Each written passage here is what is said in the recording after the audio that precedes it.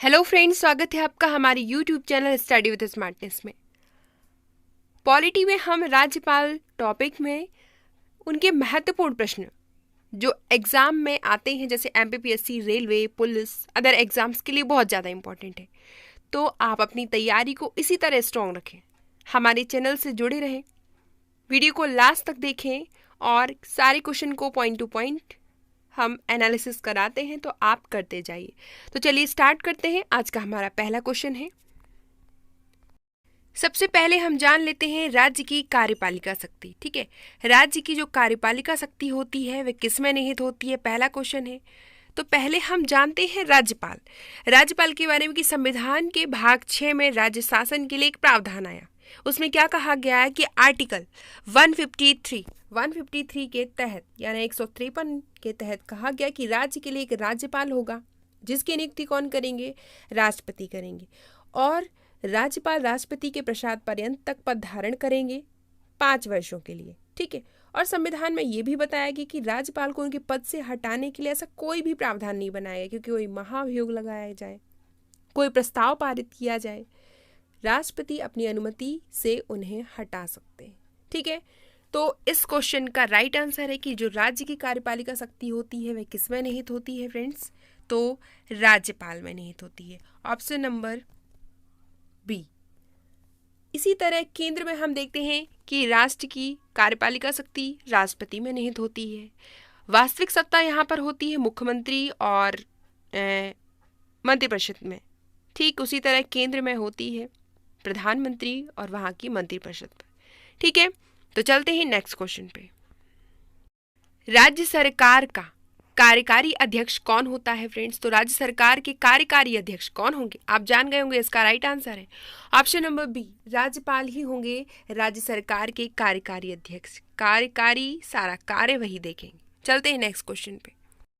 भारतीय राज्यों में राज्यपाल की नियुक्ति कौन करता है फ्रेंड्स? तो भारतीय राज्यों में राज्यपाल की नियुक्ति अभी हमने पढ़ा राष्ट्रपति करते हैं, और वो भी प्रसाद पर्यंत, जब तक चाहे।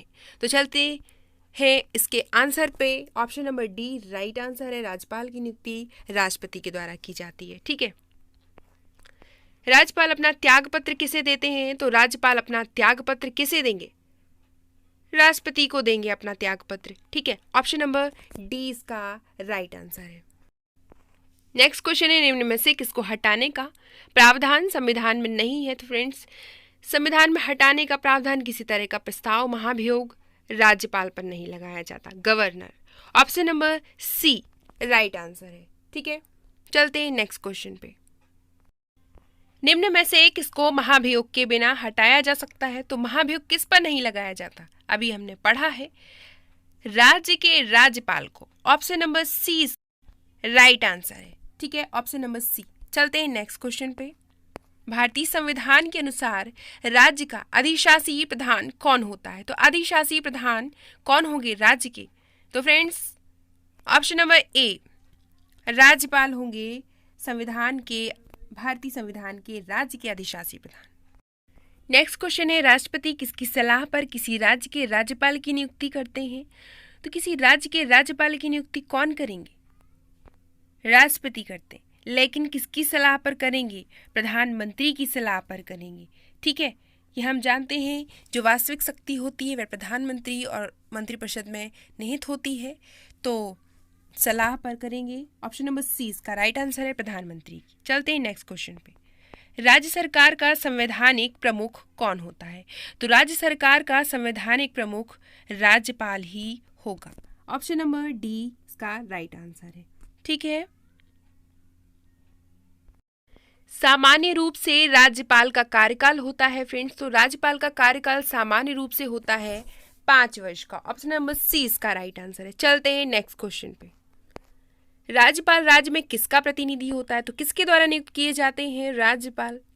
राष्ट्रपति के द्वारा, और राष्ट्रपति के ही प्रतिनिधि कहलाएंगे। तो ऑप्शन नंबर ए इसका राइट आंसर है। हमारा नेक्स्ट क्वेश्चन है, राज्यपाल पद पर बने रहते हैं, तो राज्यपाल पद पर कब? 5 वर्षों के लिए, तो सही है। संसद द्वारा निश्चित समय के लिए, ये गलत। राष्ट्रपति के प्रसाद पर्यंत, ये भी सही है। और ऑप्शन नंबर डी, जब तक संसद का विश्वास प्रस्ताव प्राप्त हो।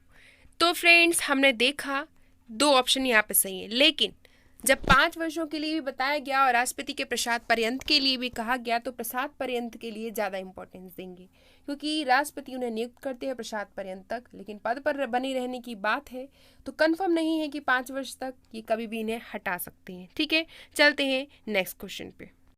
राज्यपाल को प्रति माह कितना वेतन प्राप्त होता है फ्रेंड्स? तो राज्यपाल को प्रति माह 3,50,000।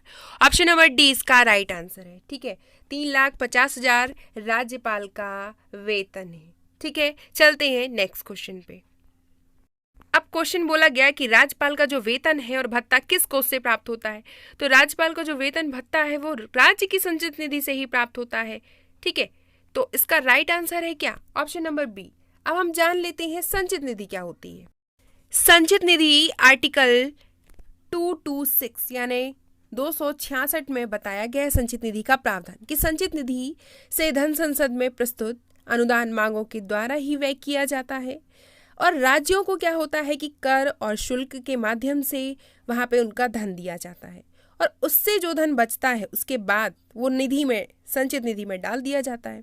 तो केंद्र में संचित निधि में किनको भत्ता दिया जाता है? राष्ट्रपति, उपराष्ट्रपति, नियंत्रक, महालेखा परीक्षक, और राज्य में बात करें तो राज्यपाल। यहाँ पर ऑप्शन नंबर 20 का राइट आंसर है। चलते हैं नेक्स्ट क्वेश्चन पे। और किस में प्रावधान किया गया है तो आप याद रखें 266।